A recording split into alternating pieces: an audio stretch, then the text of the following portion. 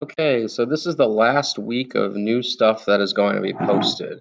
After this week, when you go into Canvas, you'll find some old problematics or some blend spaces to work with. But here's a warm-up. Go ahead and pause it until you're ready to go through it. Okay, number one says a soil sample has oxygen to nitrogen in a ratio of 4 to 3. If there are 21 units of nitrogen, how many units of oxygen? So the first and most important thing here is finding what the ticket is. What we're comparing is oxygen to nitrogen. And all of the information that was given to us already in the problem I wrote in red.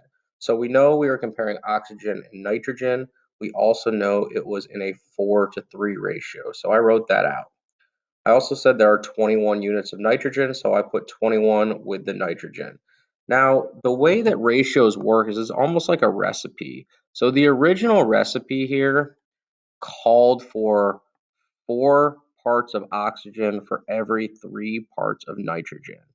And the recipe is going to increase by that same ratio every time. So if we doubled it, it would be 8 and 6. We're really trying to see how we got from 3 to 21. And what happened is 3 times 7 gave us 21. So if we're going to multiply the amount of nitrogen by 7, we also have to multiply the amount of oxygen by 7.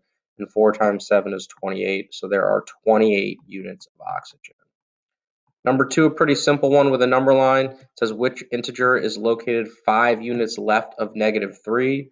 Well, you start at -3 and then you take 5 jumps to the left. So -4, -5, -6, -7, -8.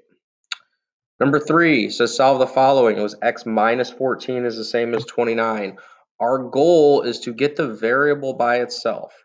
We want to know what x is worth. Right now, x is with a minus 14. The inverse of minus 14 is we add 14. Because -14 plus 14 is 0, these will cancel out.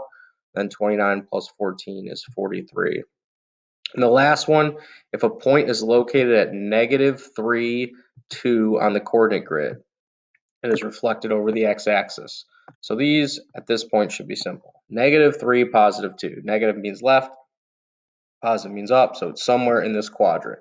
And it's reflected over the x-axis, which means this point is literally going to jump over the x-axis into this quadrant.